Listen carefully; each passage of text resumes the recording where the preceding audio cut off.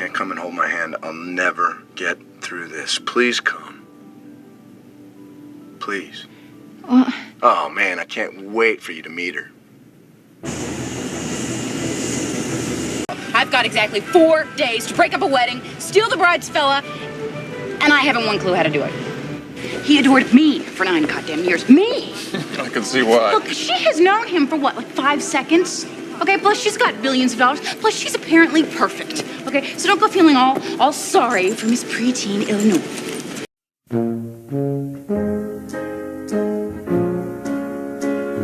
My Best Friend's Wedding is a 1997 romantic comedy film directed by P.J. Hogan that would find huge box office success and high acclaim.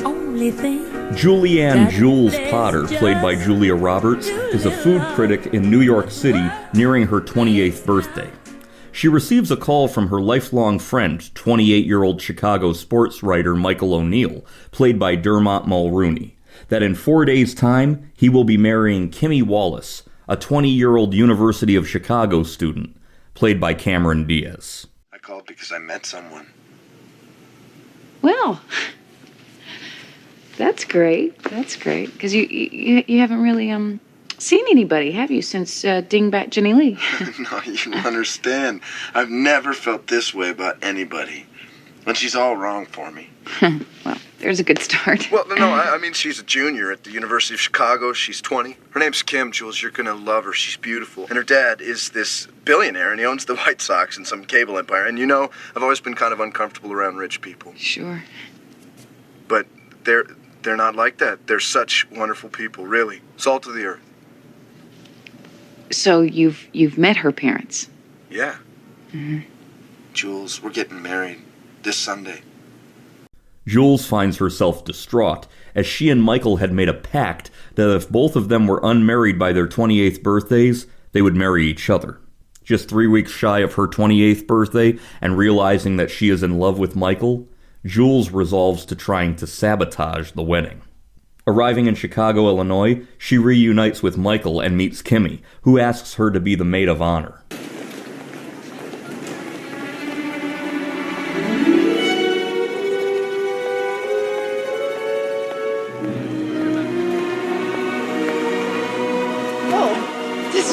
Everything's so perfect.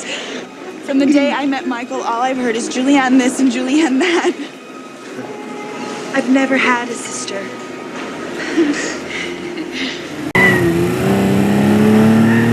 Right off, I have this monstrous favor to ask you. Excuse me? My best friend Angelique shattered her pelvis line dancing in Abilene over spring break. Be my maid of honor? What? Shouldn't you promote a bridesmaid or someone that you've known at least 45 minutes?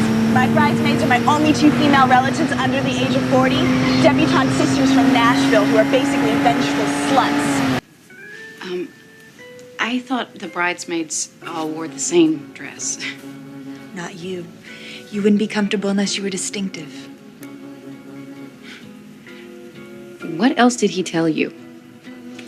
You hate weddings, you never go. You're not up for anything conventional or anything that's assumed to be a female priority, including marriage or romance or even love. Michael and I were a wrong fit right from the start. He said that too. Kimmy's father, Walter Wallace, played by Philip Bosco, owns the Chicago White Sox baseball team. Thank you. If he gives you any grief, you come and see me. After several attempts to cause a rift between the couple fail, Jules calls in the help of her friend and editor George Downs, played by Rupert Everett. Despite being gay, George poses as Jules' fiancé, hoping to make Michael jealous. Who's that guy? It's George. George, I've told you about George. He's my editor. What's he doing here? You working this weekend? No. He's here to be with me.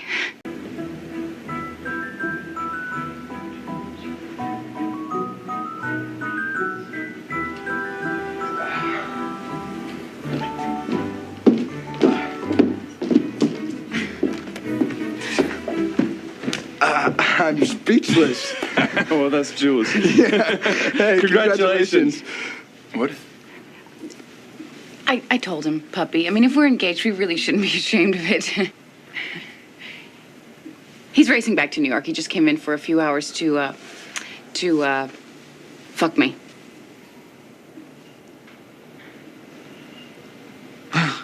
Takes a few hours. At lunch with the wedding party, George embarrasses Jules with a rendition of I Say a Little Prayer, with the entire restaurant joining in. I run for the bus, dear. While riding, I think of us, dear. I say a little prayer for you. At work, I just take time. And all through my coffee break time, I say a little prayer for you. Forever and ever, you stay in my heart, and I will love you forever and ever. We never were apart, oh how I love you together forever. That's how it must be to live without you. Will only be heartbreak for me. Jules' effects actually start to hurt the wedding, and she begins to have regret. Isabel, I need to talk to Kim. No, I'm just tired. Please put her on. Thanks. Jules, could you give me a minute? Please?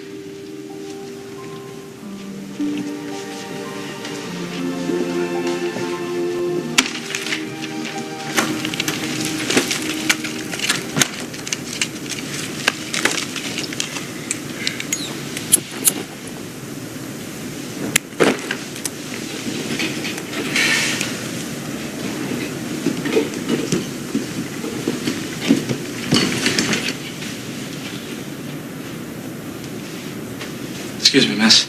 Are you locked out? No. I just stepped out. It's a no smoking room. Well, it's a non-smoking floor, too. Maybe you could go down to the lobby. Why don't you have me arrested? I mean it. I am a dangerous criminal person. I do bad things to honest people. You could make a citizen's arrest. I wouldn't struggle. It'd be like getting Al Capone on tax evasion.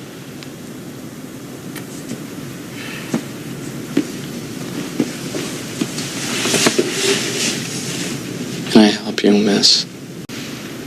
You know, my grandmother always said, this too shall pass. Thanks, Richard. Sarah Jessica Parker was originally offered the role of Julianne Potter, but she was not able to take the role because she was committed to HBO in order to play Carrie Bradshaw on the television series Sex and the City. Dermot Mulroney was cast as Michael after Edward Burns turned down the role. Drew Barrymore read for the role of Kimberly but lost out to Cameron Diaz when Julia Roberts suggested her for the part instead. Laura Dern was considered to play Kimberly, and Callista Flockhart turned down the roles of both Jules and Kimberly. Director P.J. Hogan wanted Russell Crowe to play the part of Michael, but the table read between Russell Crowe and Julia Roberts went so poorly that the idea was abandoned.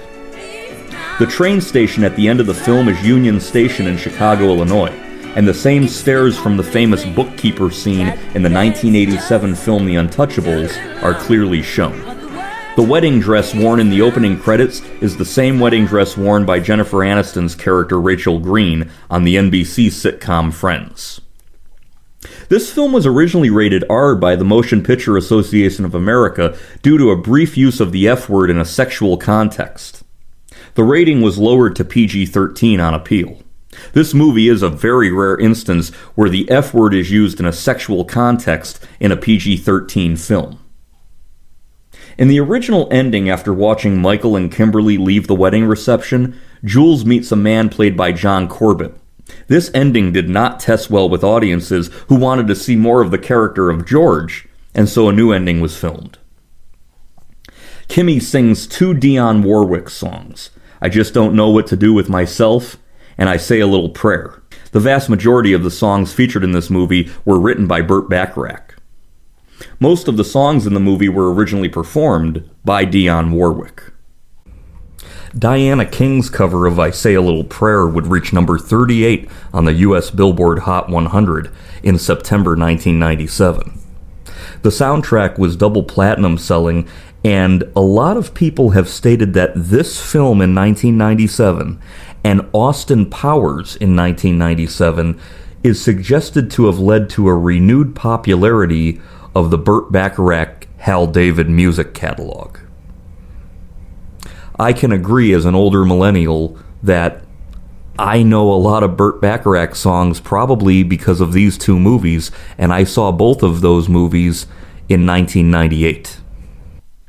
My Best Friend's Wedding was released into movie theaters June 20th, 1997, and was a tremendous box office success.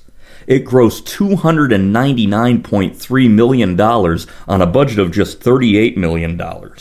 It stayed in the top 10 weekly United States box office for 6 consecutive weeks, and it was one of the highest-grossing films of 1997. My Best Friend's Wedding was nominated for the Academy Award for Best Original Musical or Comedy Score, in addition to 3 Golden Globe nominations for Best Motion Picture, Best Actress for Julia Roberts, and Best Supporting Actor for Rupert Everett. My Best Friend's Wedding is funny and sweet, and above all offers 4 excellent actors playing their hearts out on screen. I thoroughly enjoyed My Best Friend's Wedding. I liked it too. Maybe not as much as you did. I really but did. I do recommend it. And the thing I liked is that it wasn't predictable. At the beginning, I thought it stars Julia Roberts, so she has to wind up with Dermot Mulroney. I thought that those were the rules out in Hollywood, right? The big female star has to wind up with the guy, and it turns out to be a lot more complicated. 2 thumbs up for Julia Roberts in My Best Friend's Wedding, a romantic comedy with sparkling performances. Yes, My Best Friend's Wedding, again, is the romantic comedy that I know big audiences are looking for. I agree with Siskel and Ebert. This movie is really good. I first saw this when my mom bought the VHS right after it came out. It came out on VHS December 1997. So I think it was 1998 that I first saw this movie, and I found it to be very enjoyable.